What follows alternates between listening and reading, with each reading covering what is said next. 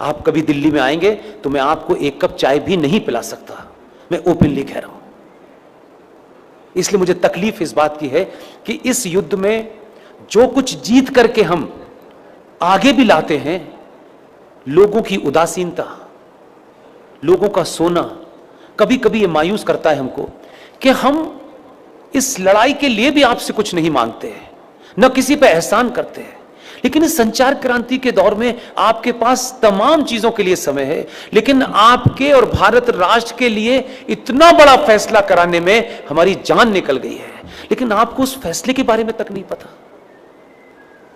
और उस फैसले, ऐसा फैसला सुप्रीम कोर्ट ने पिछले 20 साल में नहीं दिया, वो दे दिया फैसला। अब हम उस फैसले को जाने भी और जन जन तक पहुंचाएं। हम पे थोड़ा रहम कीजिए, हम पे थोड़ा तरस खाइए भाई। ये इसलिए कह रहा हूं कि इससे ज्यादा और शब्दों में नहीं कह सकता। 2018 में सुप्रीम कोर्ट के अंदर जस्टिस अरुण मिश्रा जी, जस्टिस अमिताभ राय साहब इतना बड़ा फैसला दिया है, लेकिन उसकी 90% लड़ाई मुझे और आपको लड़नी है।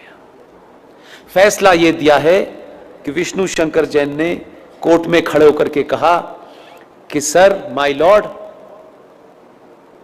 देश के स्टेशन हो, बस स्टैंड हो, सड़क हो, एक्सप्रेसवे हो, जितनी भी सार्वजनिक जगह हैं इस देश में, हर सार्वजनिक जगह के ऊपर मस्जिदें बनी हुई हैं, मज़ारें बनी हुई हैं और बेतहाशा बनी हुई हैं। सड़कों के बीचों बीच में पीर बाबा मर गए हैं, कहीं स्टेशन पे मर गए हैं, कहीं छत पे मर गए हैं, यानी फ्लाईओवर तक पे भी पीर बाबा मरे हैं।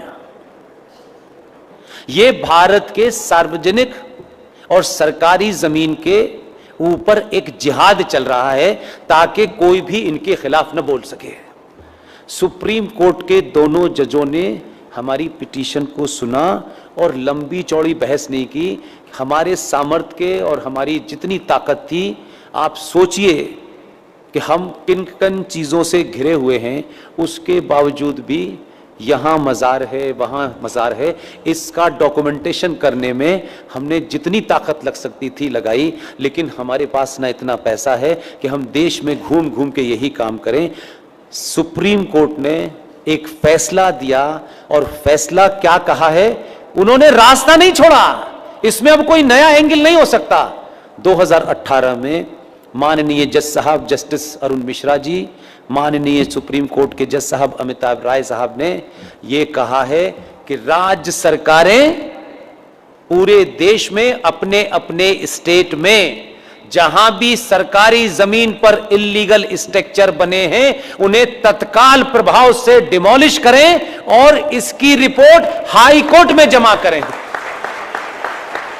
यह ऑर्डर सनातनियों को नहीं पता,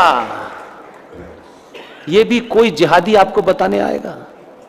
आपको अपने फायदे की भी चीज पता नहीं है, शत्रु का भी पता नहीं है भाई, तो कैसे समझाएं? घर घर जाके समझाने की हमारे पास ताकत नहीं है। इसके लिए मैंने अभी हल्द्वानी के अंदर एक मुहिम शुरू की और आपके यहां आने से पहले कर्नाटक में बीदर में रात के 1 बजे सभा में मैंने कहा, और आपसे विनती करता हूं, आप अगर कहें तो हाथ जोड़ दो, मैं हाथ भी जोड़ने के लिए तैयार हूं कि पुष्पेंद्र कुलश्रेष्ठ, क्योंकि वही एक चीज वेरीफाइड है और वेरीफाइड नहीं है। आप अपने शहर में जाएं, पिकनिक पे जाएं, आपको इतनी सेल्फी लेने की आदत है, अच्छी बात है। जहां भी जाएं, मज़ार आपको, मस्जिद आपको सड़क पे कहीं नजर आए, कार बराबर में रोकिएगा, उसके साथ बैठ करके एक सेल्फी लीजिएगा।